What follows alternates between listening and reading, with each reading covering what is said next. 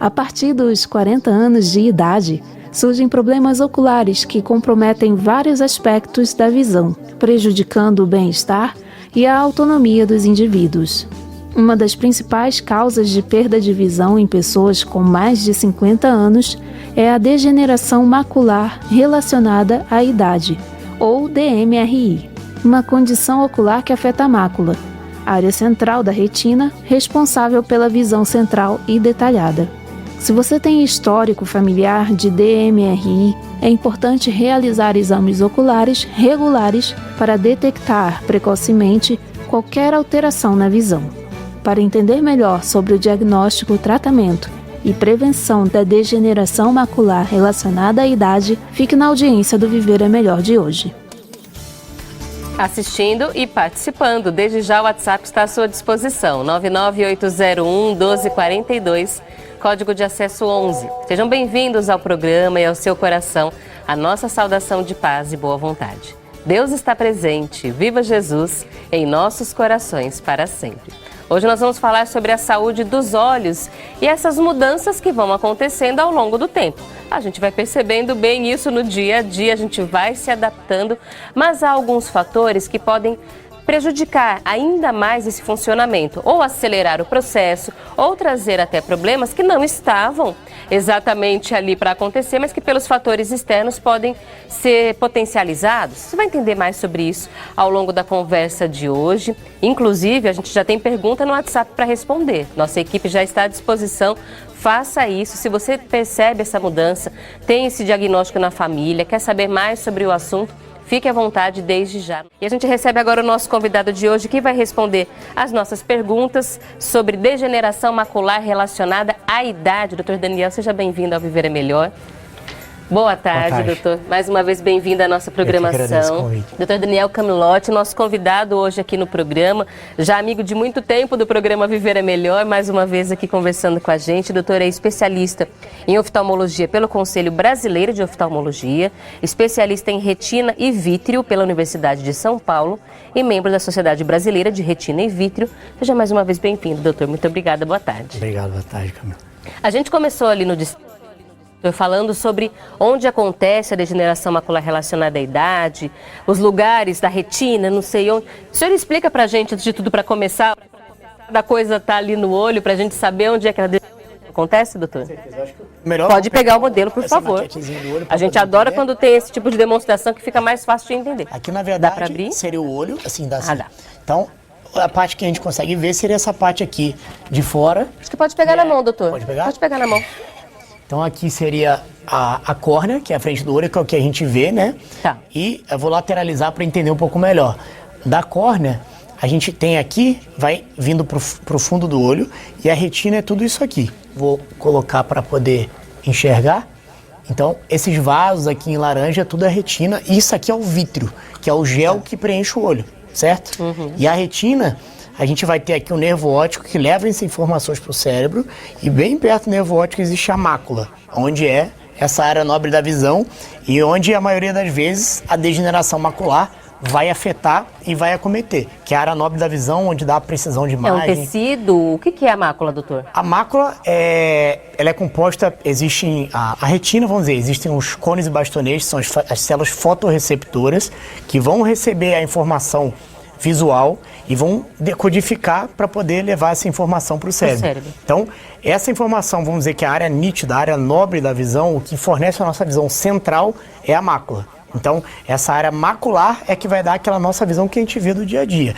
Os bastonetes, a parte periférica, a maior parte da retina, elas vão conseguir mais perceber campo visual e a visão mais noturna, tá? A mácula já seria essa visão central, é isso, a visão nítida, a precisão de imagem que a gente vê no dia a dia, isso seria a mácula. Então, qualquer lesão macular, você vai perder precisão visual, tanto no edema macular diabético, em alguma lesão macular por oclusão de algum vaso da retina, como a degeneração macular também, que vai formar lesões na mácula. Então essa vai ser a alteração nesse tipo de doença. E aí a gente já vê que o impacto é considerável. Sim. Já que a gente está falando da precisão visual durante o dia. Sim. Da hora que a gente está ativo, Sim, que a gente está trabalhando, está se relacionando e cumprindo com as nossas funções. Então, doutor, explica pra gente como é que a degeneração macular relacionada à idade atinge os nossos olhos e que tipo de impacto isso vai trazer? Sim, perfeito. Eu até trouxe uma imagem, existe a nossa retina normal, que a gente colocou, e existe como esse paciente vai ter a sua visão acometida, tá? Quais são os principais sintomas? Primeiro, como a gente vai falar mais pra frente, essa é a visão de um paciente normal. Então a gente vai ver que a visão central é um escotoma, é uma mancha que esse paciente vai sentir, ou até mesmo, vamos dizer, uma reta, um batente da porta, ela começa a sentir que essa reta começa a curvar, que é a metamorfopsia. Então esses são os principais sinais do paciente com a degeneração macular relacionada à idade. Mas em alguns casos, um olho está ainda bom, existem só depósitos de radicais livres na retina, que são as drusas, que esse paciente não vai ter esse sintoma, que é a degeneração do tipo seco. Já, de repente, no outro olho ele pode sentir essa baixa visual, ou até mesmo esse paciente às vezes pode deixar passar esse sintoma, porque o outro olho compensa. Então não acomete os dois olhos ao mesmo tempo? Ele pode ter até as drusas, algumas alterações na retina, mas a membrana vazando, que pode dar essa perda súbita visual central, costuma ser em um olho de cada vez. Então a gente tem que estar sempre de olho nesse momento que acometeu esse olho, tratar, mas sempre acompanhando o outro, para se acontecer no outro também pegar naquele momento certo e tratar no momento certo. Não é um tipo de sintoma que passa despercebido.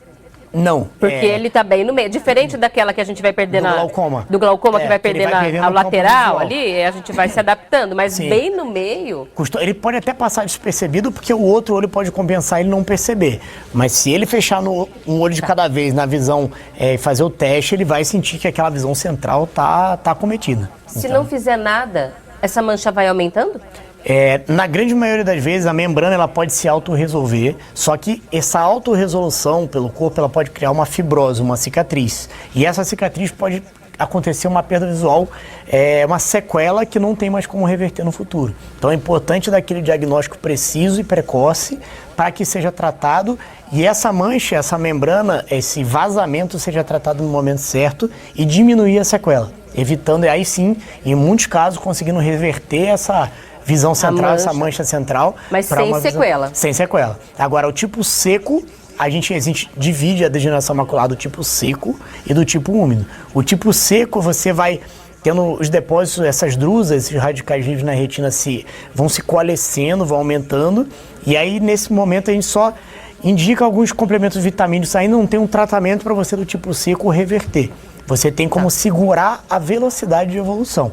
Tá? Existem até alguns tratamentos em estudos, até já sendo feito fora, mas assim, são caros, mensalmente feitos, mas que não são para melhorar a visão, são para evitar que ele piore. Sim. Tentar evitar o avanço. Sim. O que a gente tem em mãos agora, na prática, seriam os antiangiogênicos, seriam um tratamento da fase úmida, que é aquela membrana que vaza, que sangra, que a gente faz o tratamento e que vai melhorar essa escotoma central, essa visão central.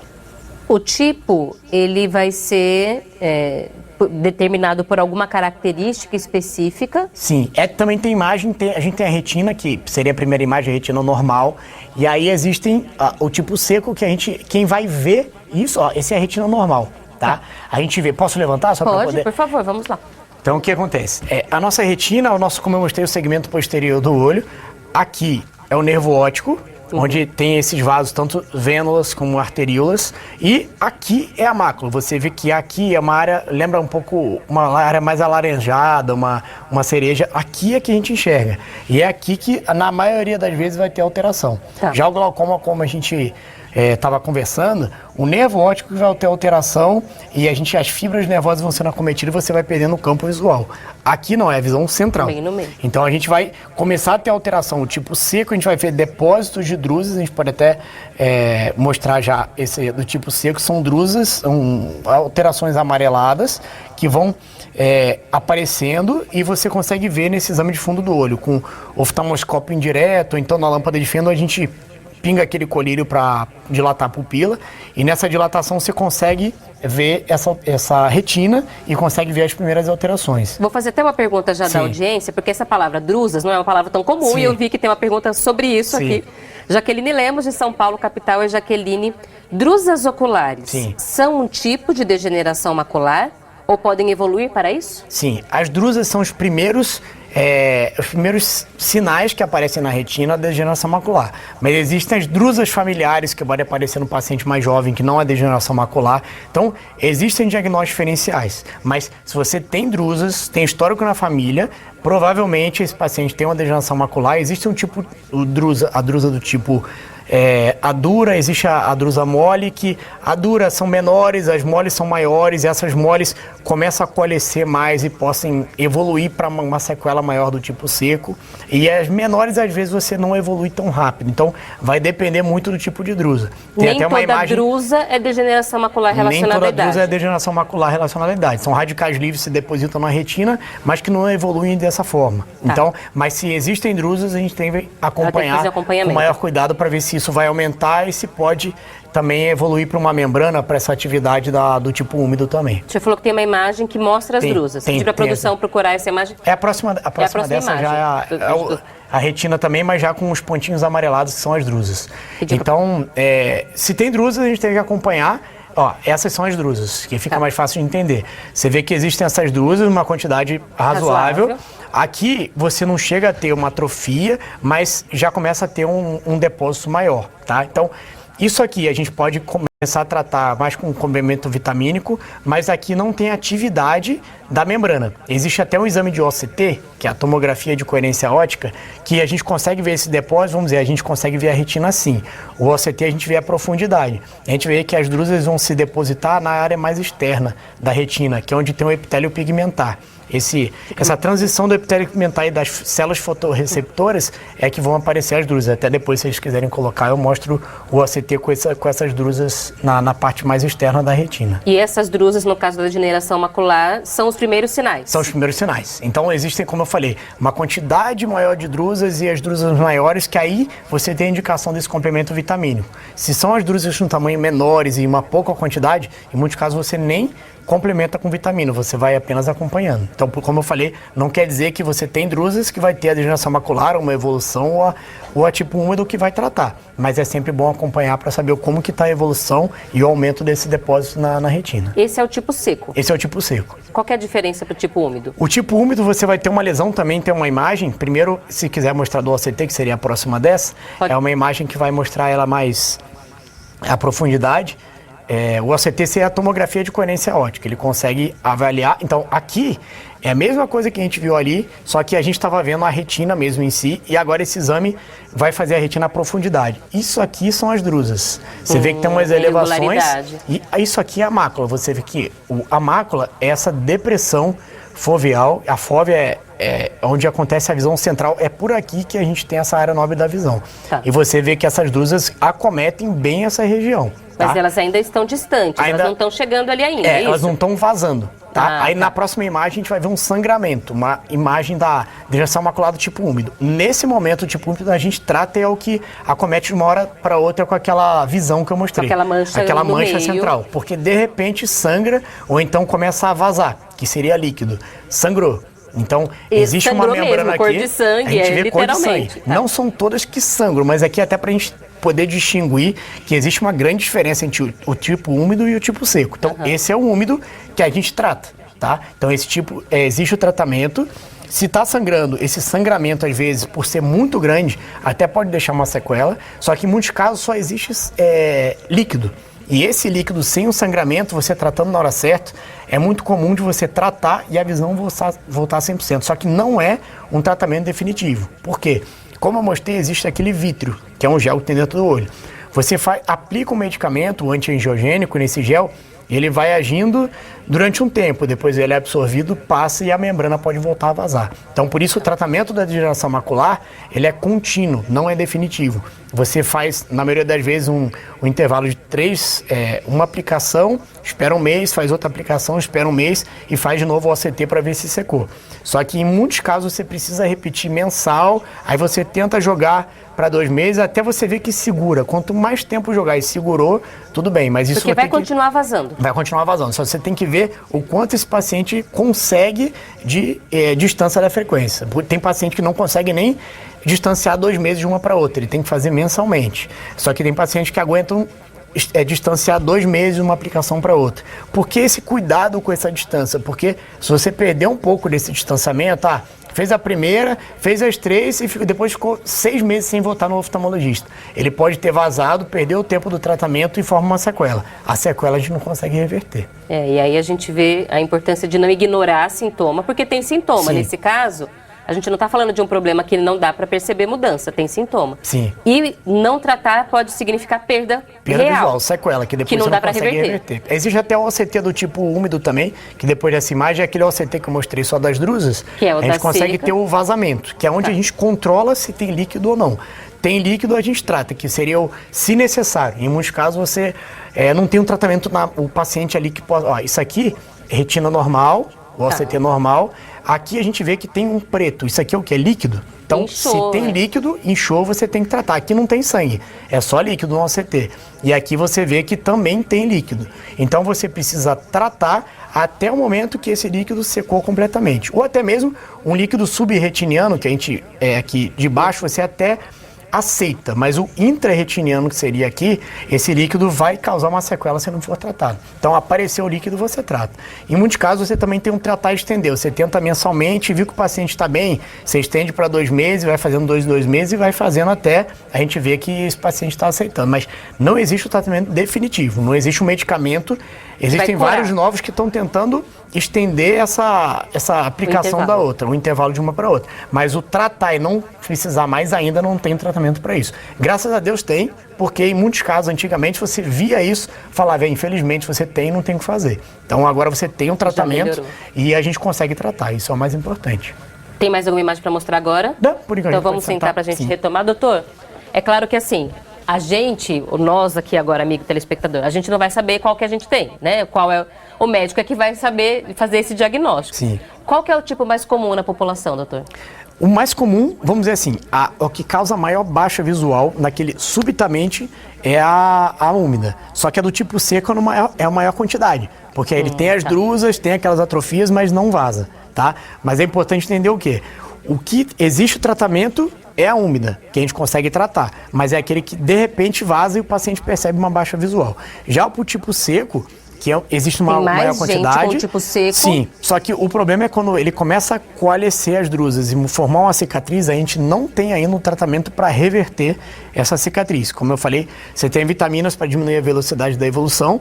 Existem alguns tratamentos em estudos, ou até na prática mesmo, que são sendo feitos para não deixar piorar, mas vamos dizer, o valor é muito alto e a frequência é mensal. Então é algo que existe, mas que ainda não reverte. Então ainda, eu acho que tem muitos estudos relacionados a isso, mas acho que ainda tem muito a ganhar, tanto na tentar reverter essa parte seca ou aumentar os intervalos ou um tratamento definitivo da parte úmida. Não, se a gente já saiu do ponto em que não havia nada para fazer quando o diagnóstico acontecia, para algum tratamento já melhorou.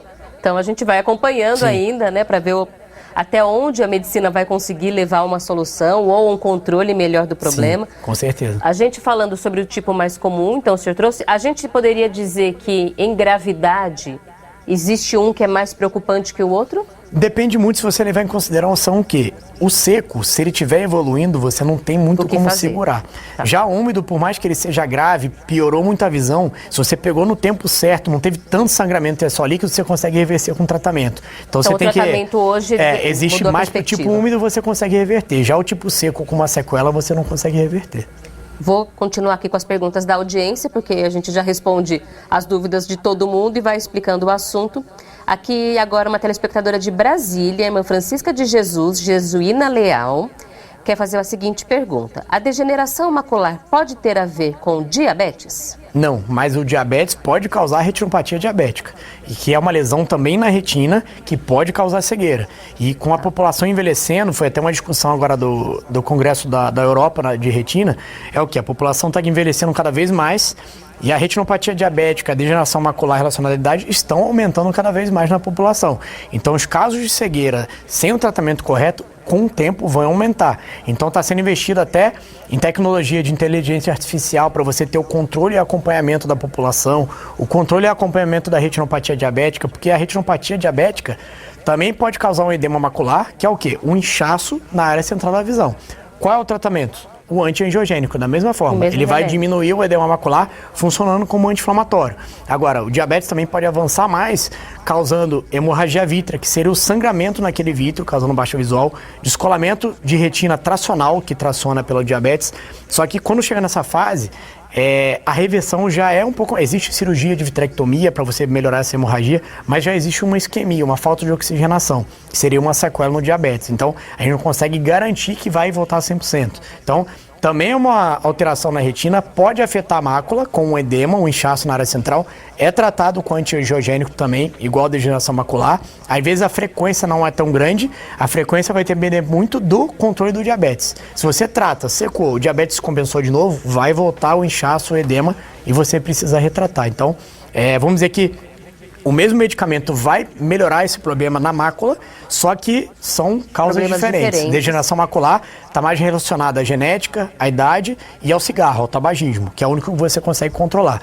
Já o diabetes é relacionado ao diabetes. O diabetes mal controlado por muito tempo vai causar uma alteração na retina também, mas a causa seria diferente da degeneração macular. E isso quer dizer que uma pessoa pode ter as duas coisas? Pode ter as duas coisas, com certeza. Porque o envelhecimento em si, a genética, o diabetes, então... Com certeza. Se ele tem a genética da degeneração, mas ele tem um diabetes também, pode ser afetado tanto pelo diabetes como pela degeneração macular.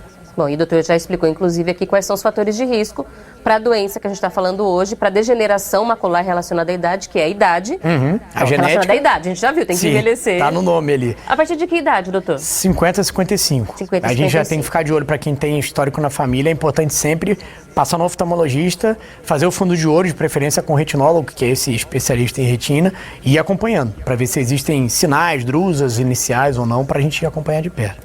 E o tabagismo. Sim. Que a gente sabe que é um fator de risco. O maior isso a gente consegue Isso tirar. Dá para eliminar. Sim, e é o maior certeza. motivo de morte evitável no mundo.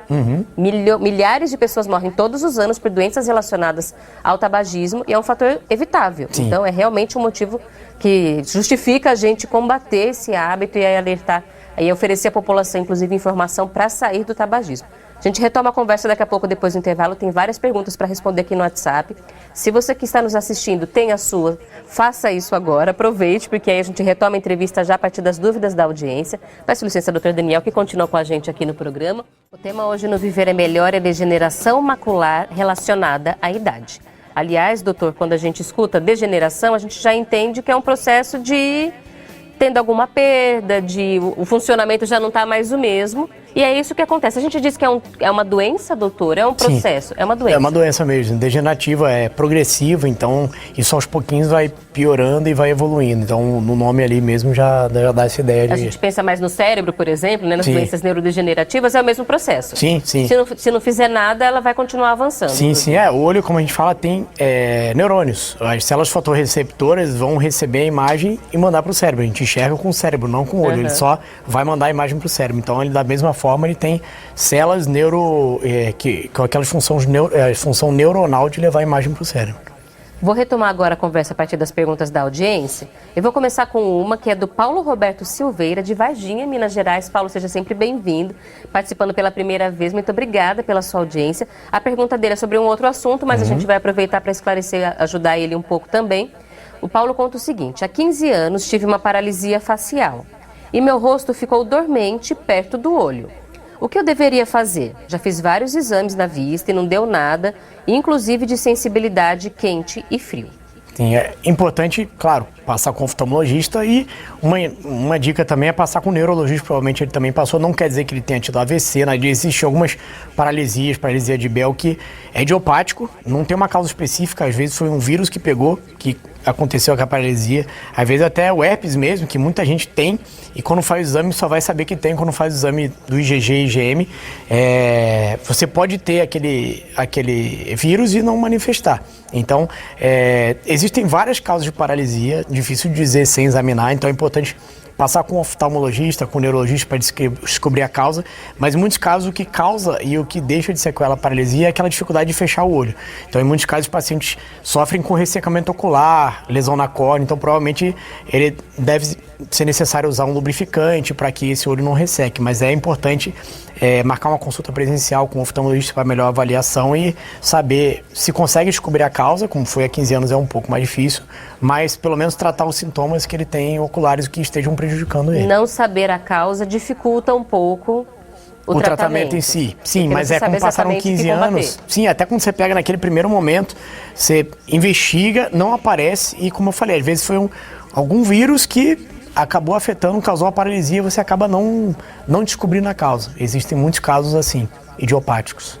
Muito obrigada, Paulo, que você consiga encontrar um médico que ajude você analisando o seu caso, até porque o doutor não consegue aqui, não está te vendo, não consegue fazer avaliação, mas continue buscando essa melhora na sua qualidade de vida e a gente torce para que dê muito certo, viu? Muito obrigada. Marcela Nascimento, de Santos, litoral paulista, tem 75 anos, seja sempre bem-vinda, viu? Fez retinografia, está tudo bem, mas tenho tido visão dupla. Será que tem a ver com degeneração macular? A visão dupla não é um sintoma característico da degeneração macular. A retinografia é aquela foto da retina que a gente viu no início, então acredito que já mostraria as drusas ou no fundo do olho. Visão dupla, algumas coisas que a gente tem que avaliar, pressão arterial se ela tem, se está descompensada, diabetes se ela tem, se está descompensada, e também marcar com o neurologista. De novo, não tem a dizer que ela tem algum problema neurológico, mas é bom marcar com o neurologista porque a visão dupla também tem a ver com a musculatura ocular. Então, diversas causas de visão dupla que devem ser investigadas também com o oftalmologista e com o neurologista para que diminua esse sintoma. Até mesmo, como eu falei o dele, às vezes até um vírus ou alguma virose que ela pegou pode ter causado a visão dupla e melhorando da mesma forma que veio, pode ir embora. Mas se ela tem esses sintomas e está incomodando, é importante marcar o oftalmologista e o neurologista também para investigar a causa. Não deve ser degeneração, mas é um motivo que precisa ser investigado. Sim, com certeza. E se tem alguma dessas doenças, hipertensão e diabetes, tem que ficar de olho para ver se não está descompensado também. Perfeito. Fernanda Damasceno dos Santos, de Governador Mangabeira, na Bahia. Fernanda, seja sempre bem-vinda, participando pela primeira vez também. Olá, boa tarde. Minha mãe perdeu a visão central do olho direito e está perdendo a do olho esquerdo. Só está com a visão periférica. A doutora passou uns exames e não deu nada na ressonância magnética do crânio. Deu um cisto pineal de 1 milímetro. Devo me preocupar? Mas no resultado do laudo não apresentou alteração nenhuma. Sim. É importante saber o quê? A alteração neurológica, então, dando um exemplo, um adenoma que está perto do nervo óptico, ele pode comprimir, perder campo visual. Agora ele pode ser pequeno, microadenoma, não comprimir e você não faz nada. Então você precisa saber aonde pega, qual a lesão e se está afetando alguma parte visual. Então em muitos casos a gente pede o campo visual, igual o glaucoma, a gente também pede o campo visual para lesões neurológicas para saber se está afetando a visão ou não. Agora, como a visão central que ela falou, é importante tentar descobrir se o nervo óptico pode ter sido afetado, alguma neurite, alguma inflamação no nervo óptico ou até mesmo uma lesão macular, que também pode afetar essa visão central. Então, como eu falei, é difícil saber É uma investigação. É uma investigação que deve ser feita. Outros motivos podem levar a essa mesma perda de visão central. Sem dúvida nenhuma. Como não até só a degeneração macular relacionada à idade. Como até a outra... A audiência ela falou sobre o diabetes, a retinopatia diabética pode causar o edema macular, que também afeta a visão central. Então não é só a degeneração macular, é um sintoma que pode apresentar, mas não é só da degeneração macular, existem outras doenças que podem causar esse escutoma central. Então a Fernanda deve continuar se preocupando. Sim, eu acho que Porque não é um sintoma que se deve ignorar. Não. Só que tem que, talvez não esteja nestes exames. Sim. Seja outro motivo. Sim, às vezes até mesmo a catarata. A catarata é uma opacidade de uma lente que tem no olho, que com o tempo ela vai opacificando, sujando e vai piorando a visão central. Então tudo deve ser investigado com o oftalmologista para se chegar no diagnóstico correto. O oftalmo é o médico que vai ajudar ela a fazer. Sim, se ele for necessário alguma ajuda do neuro por causa da alteração neurológica, mas eu acho que o importante é passar em consulta com o oftalmologista. Então, Fernanda, no caso, continuar se preocupando no sentido de procurar descobrir, tá? A gente não quer deixar ninguém aqui desesperado, nada disso, mas realmente vale a pena continuar buscando uma justificativa para essa perda de visão. Muito obrigada, viu? Agora aqui 2 irmãs, que são de São João de Meriti, no Rio de Janeiro, que fazem perguntas, a Dulcineia e a Dirceia Gomes da Silva. Primeira pergunta, doutor, existe alguma prevenção, alguma forma de evitar a degeneração macular relacionada à idade? Então, quem tem drusas, são os radicais livres, depois do que eles mostram no início, o estudo AREDS 2, ele mostra que numa certa quantidade, num certo tamanho, Um complemento vitamínico, que é o Aredes 2, existe uma ajuda para não deixar evoluir de uma forma rápida. Quer dizer que não vai evoluir? Não. Ele não vai deixar evoluir de uma forma rápida, por esse estudo. Mas quem não tem nada, não tem genética, não tem radicais livres, não tem as drusas, não tem um estudo que mostra. Se você tomar, você não vai ter. Mas o estudo que tem... Não justifica, então ninguém sai suplementando vitamina? Não, se você não tem nisso. sinais, não tem o porquê. Existe aquele característico paciente com a quantidade e tamanho de drusas necessárias para se iniciar o complemento vitamínico. Não é qualquer paciente que precisa. Agora, no caso da DIRCEA, a pergunta é outra. Porque mesmo fazendo cirurgia laser, a pessoa corre o risco de perder a visão? Sim, a cirurgia laser, existe a cirurgia laser real, que é aquela cirurgia refrativa, que é diminuir o grau do óculos, que é o LASIK, o PRK. E existe a cirurgia a laser, entre aspas, que muito paciente fala que fez a cirurgia de catarata a laser. Na verdade, não é laser, é chamada facoemulsificação, que é como se você estivesse quebrando a catarata em vários pedacinhos, aspirando e implantando uma lente intraocular. Porque hoje em dia a cirurgia está muito evoluída, a tecnologia bem evoluída, que na grande maioria dos casos você não precisa nem suturar, porque a abertura que você faz na córnea para ter acesso ao cristalino, onde fica sujo, é tão pequeno que você depois é uma incisão autocelante, você não precisa nem suturar.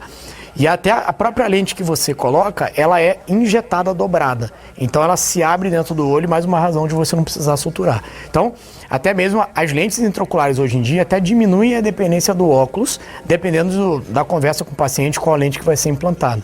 Então a cirurgia de catarata cada vez é mais segura. Só que a gente não pode dizer que a cirurgia é isenta de risco. O risco é pequeno, mas existem os riscos porque você está tendo algo mais invasivo dentro do olho. Não é só um colírio, não é algo superficial. Então, existe pequenos riscos, mas é muito menor do que antigamente. Tanto é que hoje em dia é feita a cirurgia de catarata, em alguns casos, em pacientes jovens que têm uma alta hipermetropia de 7, 8 graus, que não podem fazer a cirurgia laser para diminuir o grau, que você faz a cirurgia de catarata, tira o cristalino transparente e implanta uma lente para diminuir o grau. Não tem a catarata, mas tudo isso deve ser avaliado e indicado no paciente correto. Não são todos que têm essa indicação de facorefrativa.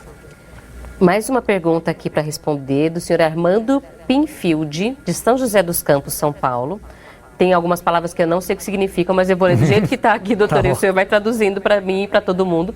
Ele tem 66 anos de idade, boa tarde, senhor Fernando. Ele tem MER, MER. Sim, é membrana epirretiniana o nome disso. É isso, certo. Ele tem isso no olho direito. Ele faz o acompanhamento anual há 3 anos. O oftalmologista disse que há indicação cirúrgica do ponto de vista topográfico. Sim. Mas como a cirurgia pode não alcançar 100% de correção, o médico deixou a decisão para ele, Sim. por conta da qualidade da visão. Postergar a cirurgia pode trazer sequelas irreversíveis? O que acontece? A membrana epirretiniana é como se fosse, também na mácula, na grande maioria dos casos, como se fosse um papel celofane que está irrugando aquela parte da mácula.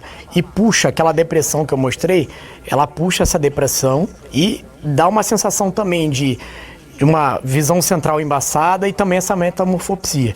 Para você tirar esse repuxamento, essa elevação que tem com essa membrana, você precisa fazer a cirurgia mecânica para tirar essa atração. Tá. Então, essa cirurgia é uma cirurgia de vitrectomia que você precisa entrar dentro do olho, tirar, é uma cirurgia delicada, cada vez, de novo, com uma tecnologia mais avançada, com os riscos menores, mas é uma cirurgia delicada. Então, a gente tem que sempre colocar na balança como é a visão desse paciente, o quanto está atrapalhando a vida desse paciente e o quanto vale o risco-benefício da cirurgia. Até porque o pós-operatório, esse paciente provavelmente vai injetar um gás que vai substituir o vítreo, que é retirar esse vítreo da vitrectomia, e esse gás você precisa ficar olhando para baixo para que esse gás, vamos dizer, pressione essa região onde foi feita a cirurgia e não deixe essa membrana voltar. Para que tenha um bom resultado cirúrgico, o paciente deve ter um bom pós-operatório. Então, pelo menos 2 semanas ele tem que olhar para baixo o máximo que der.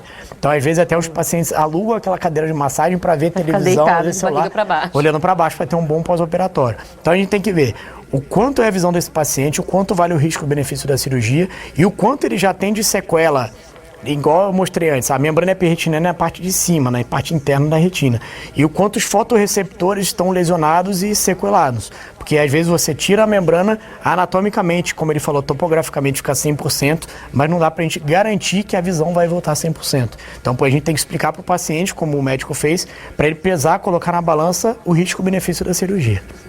Ele tem tempo ainda de fazer mais pra frente a cirurgia se ele não quiser. Sim, porque a membrana epiretina, a maioria das vezes, não é um descolamento de retina que você tem que correr e operar hoje. Tá. Mas é claro, isso tudo tem que ser conversado com ele, porque é difícil a gente dizer se é só a membrana, se existe algo mais, se deve ser feito com mais agilidade ou não. Então, eu acho que é importante ele conversar com o médico dele sobre isso. E às vezes até pedir a opinião de um outro especialista. Porque às vezes com um médico só fica inseguro, vai num outro especialista, pede outra informação, porque é difícil tomar uma decisão, né? Fazer ou não, uma cirurgia no olho, assim, o doutor contando já dá uma agonia, né? Tem que entrar e tirar isso e coloca um gás. Mas é tudo feito com segurança, só que é preciso realmente ter informação. E a gente espera que o senhor tenha tido aqui uma ajuda para pensar mais sobre o assunto. Última pergunta para a gente responder. João Batista, de Guarulhos, São Paulo. Oi, João, boa tarde. Fiz transplante de córnea. Depois que foram retirados os pontos, minha visão regrediu muito. Só vejo borrão. Certo. A córnea, diferente da retina, seria, se puder mostrar, pegar na mão é melhor, né? Pode pegar. Então a córnea seria isso aqui, é o tampão do relógio. Então o que é o transplante de córnea? Você vai retirar esse tampão e trocar pelo outro. Só que hoje em dia existe... Pode virar, inverte, isso, vira pro lado aqui. de lá, pro Tarso ali, doutor, onde está vermelho. É isso aqui, ó. Então, isso aqui é o tampão do relógio. Você vai transplantar, vai tirar esse e vai colocar esse. E para fazer isso, você precisa suturar. Nas suturas, conforme você vai tirando, pode criar um certo grau de astigmatismo. Porque conforme você aperta a sutura, você cria um grau, conforme você solta a sutura, você forma outro grau.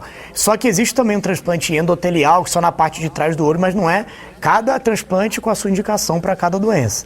Então, pode ser que nessa mudança dos pontos, a mudança do apertar ou soltar os pontos pode ter um astigmatismo um pouco maior ou menor. Então pode ter sido isso, mas, de novo, difícil de dizer sem avaliar se existe alguma rejeição, se existe alguma... Pode ser adaptação depois da cirurgia ou esse tipo de sintoma não é comum? Acredito que pode ser mais relacionado a isso, ou alguma rejeição ou alguma opacidade na córnea nova relacionada, ou aporte dos pontos, mas é importante conversar com um especialista em córnea que provavelmente fez esse transplante para ele entender melhor o que aconteceu. E assim a gente encerra essa rodada de perguntas da audiência. O doutor já pode voltar aqui para responder pergunta da audiência. Nem precisa arrumar tema para a gente conversar. Doutor Daniel, muito obrigada pelas informações, pela atenção do senhor ao nosso público. Seja sempre bem-vindo à nossa comunicação. Eu que agradeço. Obrigado. Nós conversamos com o Dr. Daniel Camilotti, especialista em oftalmologia pelo Conselho Brasileiro de Oftalmologia, especialista em retina e vítreo pela Universidade de São Paulo e membro da Sociedade Brasileira de Retina e Vítreo. Nosso convidado hoje, a gente reforça inclusive aqui, só concluindo a nossa conversa sobre o tema original do Viver é Melhor de hoje, a degeneração macular relacionada à idade. A gente viu ali a partir dos 50, 55 anos a importância de observar e, claro, de fazer esse acompanhamento com o oftalmologista. Se o acompanhamento está sendo feito, o diagnóstico também acontece. A gente já entendeu que o diagnóstico feito na hora certa muda tudo para o tratamento e para a perspectiva de controlar a doença. E a gente reforça, então, essa mensagem de prevenção para você que está acompanhando o programa.